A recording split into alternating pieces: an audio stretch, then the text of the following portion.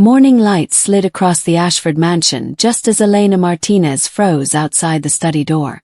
She hadn't meant to overhear anything, until Vivian's voice cut through the hall like a blade. After the wedding, that child goes to Switzerland. Alexander will accept it. He always does. Elena's grip tightened around little Sophie, who nestled into her chest with a soft whimper. "Miss Sinclair, she's only one," Elena whispered before she could stop herself.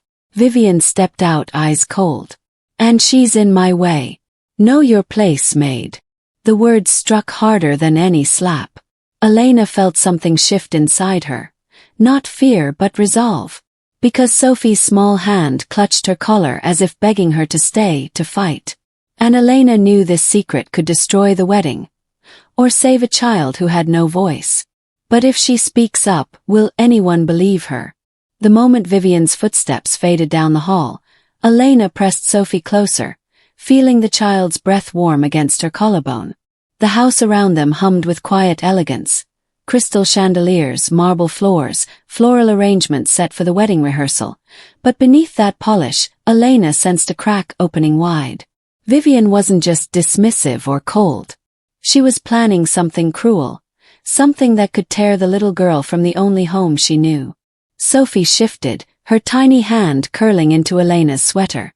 "Lena, sad." Elena kissed the top of her head. "No, sweetheart. I'm right here."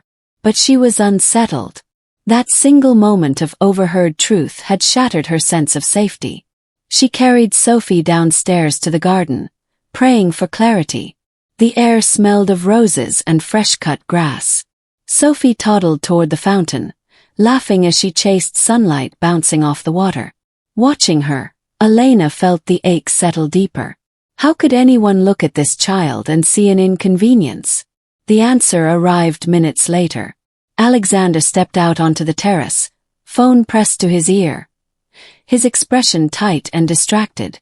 When he finally noticed Elena, something in his face softened. "How's she doing?"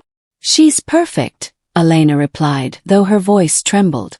She wanted to tell him everything. What Vivian said, what she planned, but he already looked exhausted. And this wedding. He believed it was the path to stability, to a partner for Sophie. She couldn't just blurt out accusations. Not without proof. "Sir," she said carefully, "do you ever worry about how marriage might change things? Especially for Sophie." Alexander blinked, surprised. "Vivian will adjust. Everyone needs time to bond with a child who isn't theirs."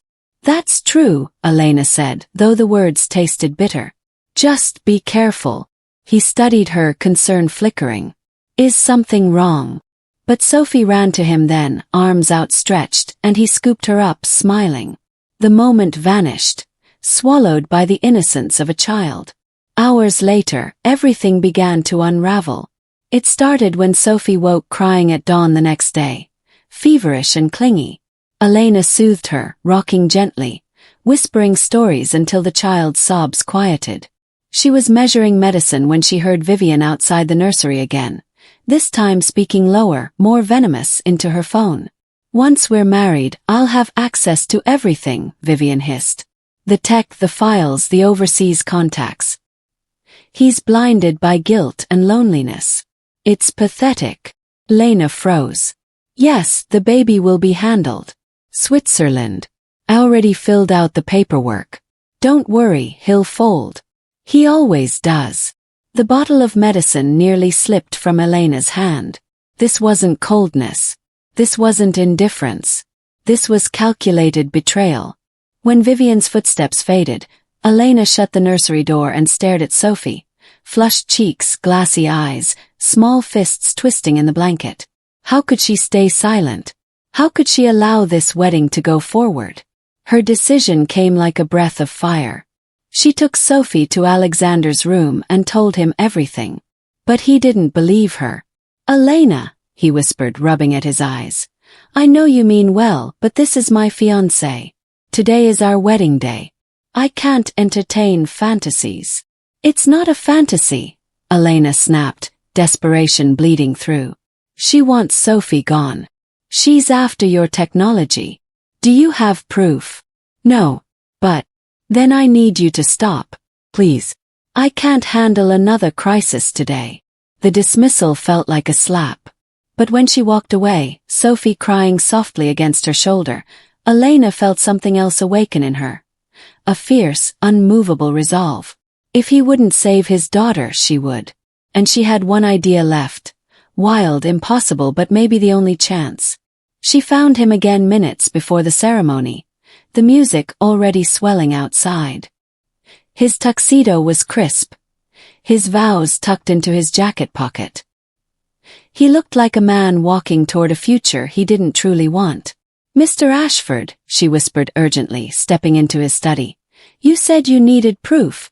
Let's create the time to find it." Collapse at the altar. What? Fake a medical emergency. Something that stops the wedding long enough for the truth to come out. She won't marry a paralyzed man. Not if she's after your power. He stared at her like she had lost her mind, but then Sophie reached out from Elena's arms, touching her father's cheek. "Daddy, stay." And something inside him cracked. Minutes later, the world exploded into chaos. The ceremony unfolded beautifully.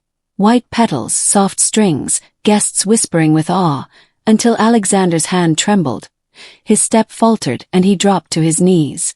Vivian gasped, but her shock slid quickly toward irritation, then horror when he collapsed entirely. Eyes rolled back. Several guests screamed. Security rushed forward. Dr. Harrison, already briefed, arrived in seconds. Vivian clutched her dress. "He can't be sick today. No, this can't." But the perfect day she had engineered dissolved with brutal speed. Hours later, after the house cleared and Alexander pretended to rest under doctor's orders, James, the head of security, called Elena into the surveillance room. "We've been tracking her devices," he said. "You were right." He pulled up emails, encrypted but decoded by the team. Money transfers. Stolen data. Plans to ship Sophie to a boarding school she'd never consent to.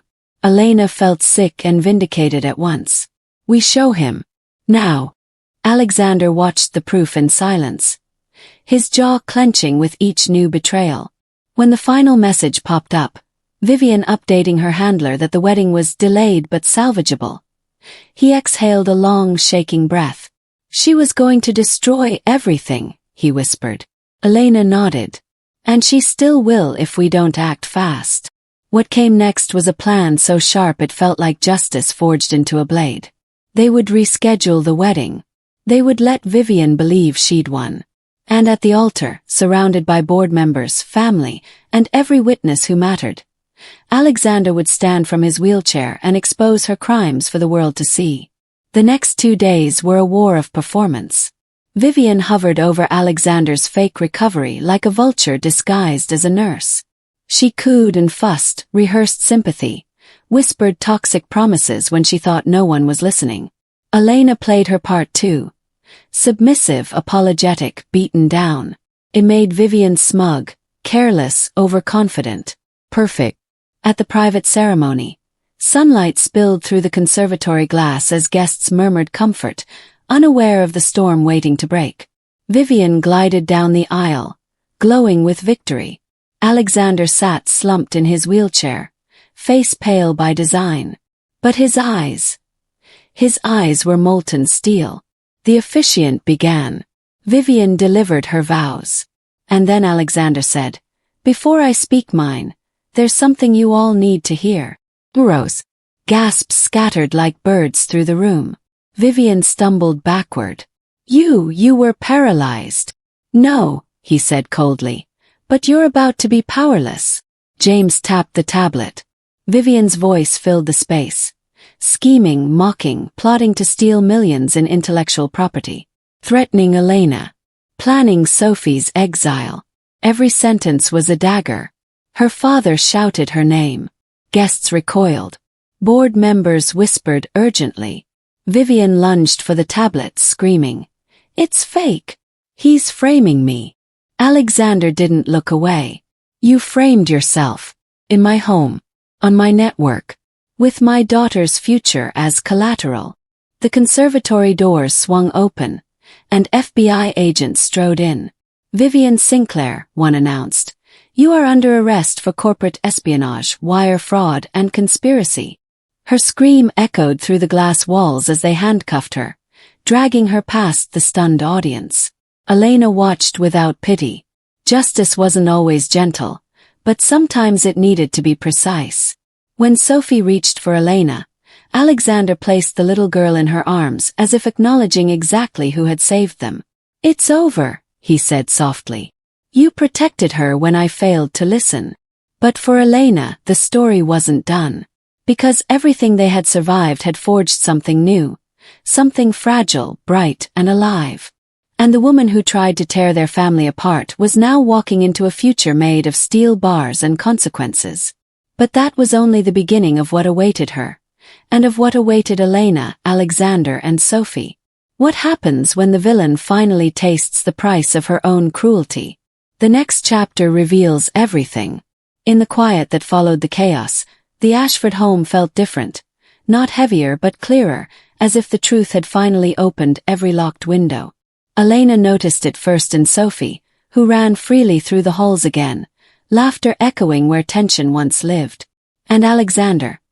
He carried himself with a new steadiness, not the guarded silence of a man bracing for loss, but the calm of someone who finally chose honesty over fear. One evening, as they watched Sophie stack blocks in the sunroom, Alexander turned to Elena. "You were the only one who saw what I refused to look at," he said quietly. "Not because you had to, but because you cared." Elena didn't answer right away. She simply watched Sophie's small hands build tower after tower. "Sometimes," she said softly, "we protect what matters before we even know why."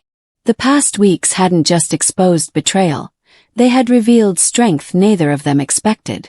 And in that discovery, something gentle but certain began to grow. The understanding that truth doesn't break a family, builds one. As the sun dipped low, Sophie toddled over and placed a block in Elena's hand, a tiny gesture yet full of promise. Elena looked at Alexander, and for the first time, the future didn't feel uncertain. It felt earned. If this story moved you, help us bring more heartfelt journeys to life. Like, share, and subscribe to Canada's Heartfelt Tales to support the stories that remind us of the strength we carry.